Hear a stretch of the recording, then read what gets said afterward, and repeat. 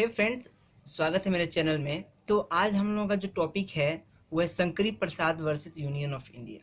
ये case law है, landmark case law है और इंडिया का सबसे फर्स्ट केस जो है जिसका लैंडमार्क के तौर पे कहा जाता है, उस केस को लैंडमार्क के केस पे कहा जाता है। और ये भारत का सबसे पहला अमेंडमेंट जब हुआ था कॉन्स्टिट्यूशन का, उसके मतलब विपरीत में उसको चैलेंज करते हुए इस केस को लाया गया है। तो बहुत महत्वपूर्ण क्वेश्चन है, बहुत महत्वपूर्ण ये एक केस है जिसके बारे में हम आज डिस्कशन करने जाएंगे। तो भारत का जो संविधान का जो पहला अमेंडमेंट हुआ था 1951 में, फर्स्ट अमेंडमेंट, उसको चैलेंज किया गया है इस केस में।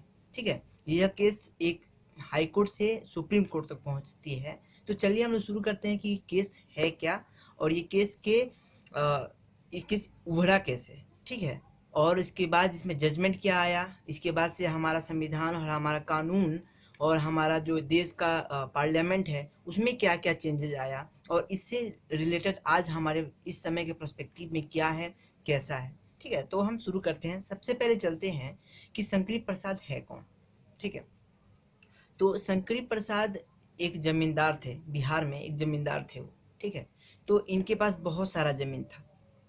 तो 1951 में जो पहला अमेंडमेंट आया, उस अमेंडमेंट में टच किया गया था 31 को, आर्टिकल 31 को टच किया गया था, जो फंडामेंटल राइट्स हुआ करता था उस समय।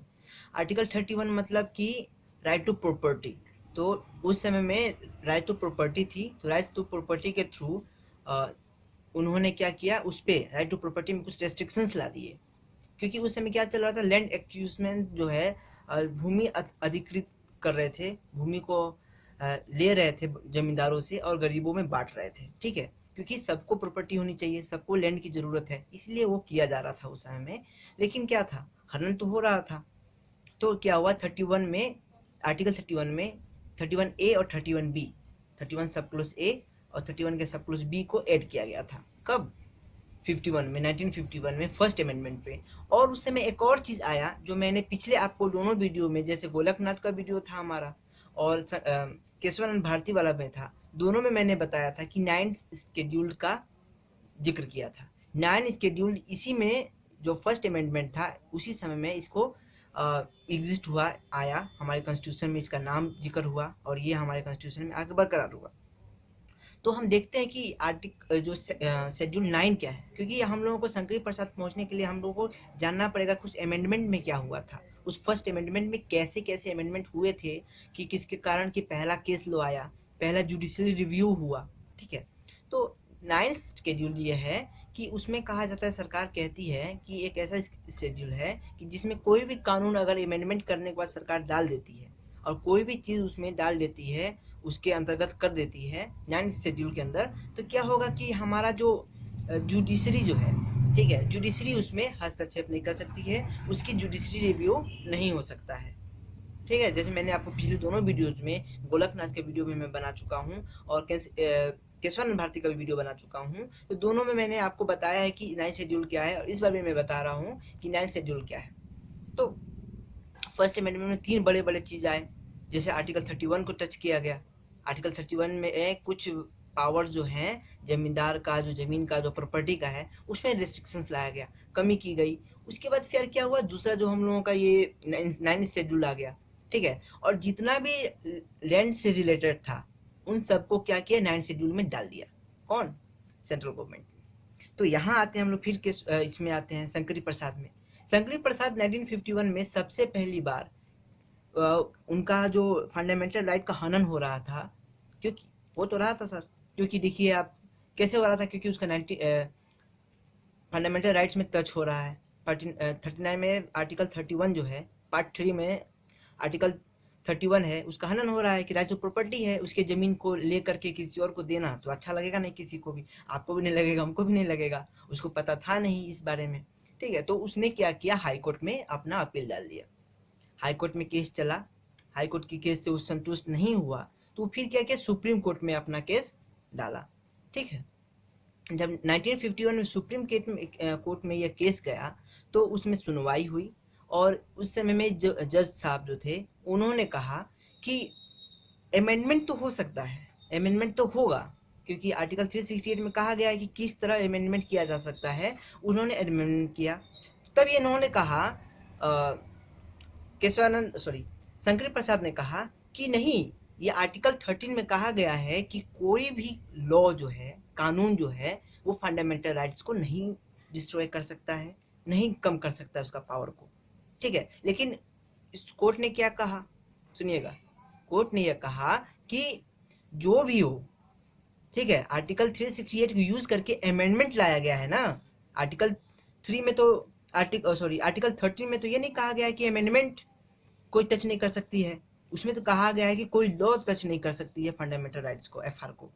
समझिएगा, ध्यान दीजिएगा, इसमें क्या है कि आर्टिकल 13 में ये कहा गया है कि कोई भी लॉ जो है, कोई भी कानून बनेगा, वो क्या होगा, इसके विपरीत, इसको दबाएगा नहीं, इसको टच नहीं करेगा फंडामेंटल राइट्स को, ठीक है। लेकिन यहाँ क्या है, अमेंडमेंट कर रही है, तो कोर्ट ने कहा कि अमेंडमेंट जो है, पार्लियामेंट जो है, वो फंडामेंटल राइट्स को भी अमेंड कर सकती है।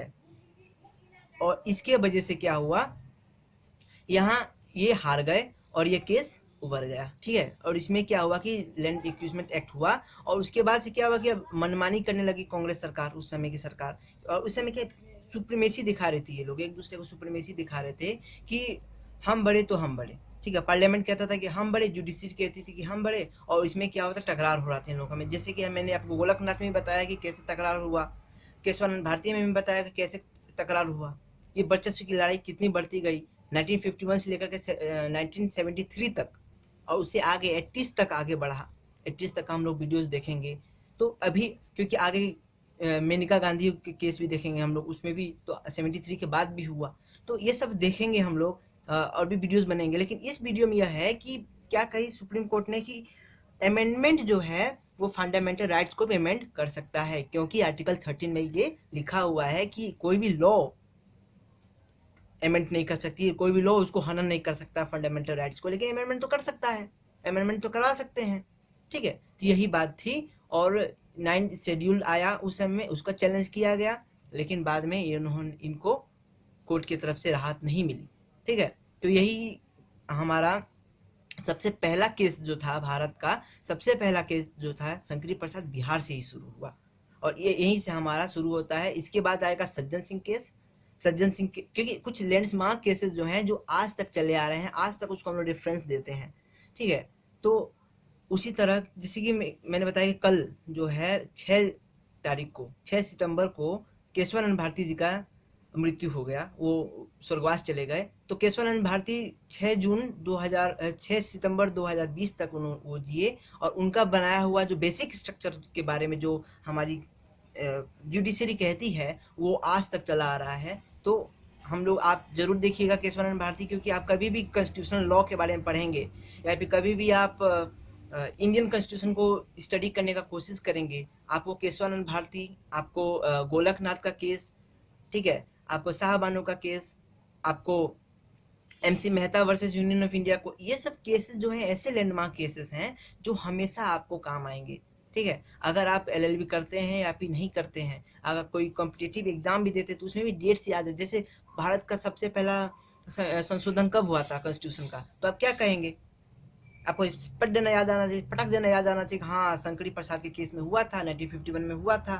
पहले कहेगा सबसे पहला अमेंडमेंट में क्या आया था, तो आप क्या करें, 9 शेड्यूल आया था, हाँ आया था 9 शेड्यूल, जैसे कि कोई कुछ भी हो सकता है ना। तो आप कहीं से भी आप ज्ञान अर्जित कीजिए, ठीक है। ये भी एक ज्ञान अर्जित करने का आपको बहुत अच्छा तरीका है कि आप एक केस के बारे में, एक केस लॉ के बारे में पढ़े, तो आपको कितना मल्टीपल चॉइस क्वेश्चंस के ऊपर में आपको क्वेश्चंस बनाने को मिल गया।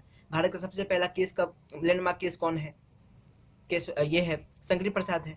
वो शंकरी प्रसाद कौन से राज्य के हाई कोर्ट में गए थे, बिहार के राज्य के हाई कोर्ट में गए थे। कब हुआ था, 1951 में हुआ था।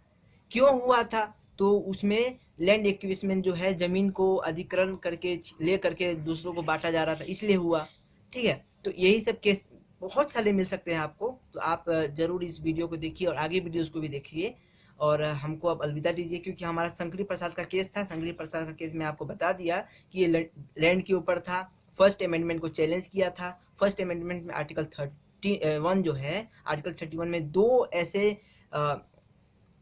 सब क्लोज जोड़े गए, आर्टिकल 31A और आर्टिकल 31(2), और इन दोनों में क्या हुआ कि जो लैंड का पावर था, जो आदमी को प्रॉपर्टी का पावर था, उसमें कुछ कम किया गया था, ठीक है। तो उसके ऊपर उन्होंने चैलेंज किया था, क्योंकि इनका बहुत सारा ज़मीन था, इनका आर्टिकल 19 का हनन हो रहा था, इनका इक्वलिटी बिफोर लॉ का हनन हो रहा था, बहुत चीज़ें इनकी भी हनन हो रही थी, जैसे गोलकनाथ के केस में हुआ, हेनरी के और विलियम गोलकनाथ के बीच में। तो वही केस, एग्जैक्ट केस समझ सकते हैं आप, वही था, लेकिन उनके समय में जाके थोड़ा और ब्रॉड हो गया था। ठीक है, तो आप इस वीडियो को देखें और अपना फीडबैक जरूर दीजिए। ठीक है, तब तक के लिए आप हमको अलविदा दीजिए। जय हिंद, जय भारत।